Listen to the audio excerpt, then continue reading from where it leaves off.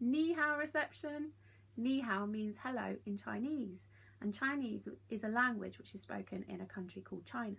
If we have a look at our globe, we are this country here, the UK in Europe. I'm going to move across, and China is just here. And that is where the story that I'm going to read to you today is based from, and it's called Legend of the Chinese Dragon. And I wonder, as I read, if you could notice how different Chinese writing is and the way it is written. Once upon a time, long, long ago, the men, women and children of China hunted, fished and lived in tribes under the protection of benevolent spirits. These spirits resembled the animals with which they had always lived. Those near the ocean had chosen the spirit of the fish, which glistens in the water.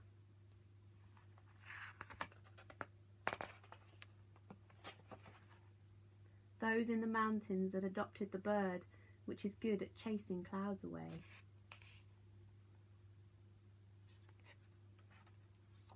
Those in the low plains preferred the horse, which gallops as fast as the wind.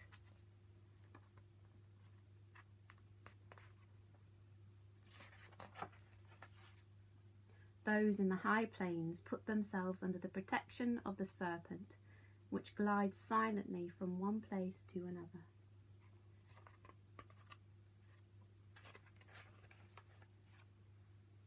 Those in the fertile rice fields swore by the ox, friend of man and tireless worker.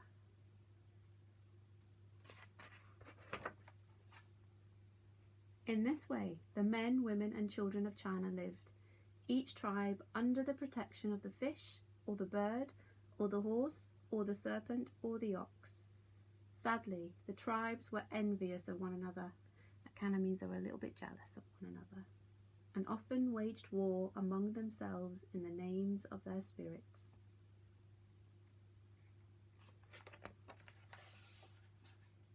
They fought so much that one day the children of all the tribes of China decided that they had had enough of fighting and declared war on war.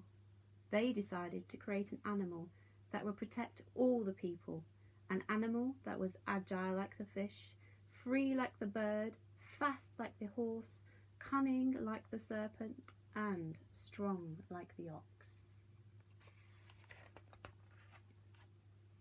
So they took the body of the serpent and glued it to the scales of the fish. They took the head of the horse and attached the horns of the ox. Then they attached the head to the body and had added the wings of the bird.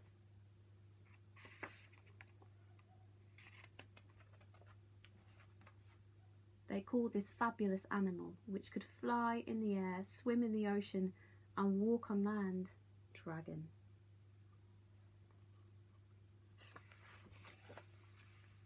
Can you see all the different parts of the animals?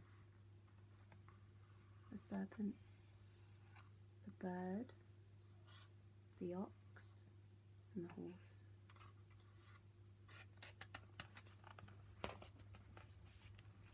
When the men and women of all the tribes of China saw the dragon that their children had created, they found it so beautiful that for the first time they made peace with one another, and they vowed, which is a promise, never to wage war again.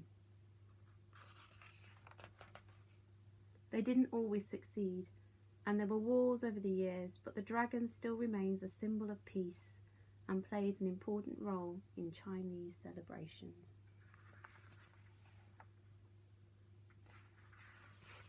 I hope you enjoyed our story, and I'll see you again.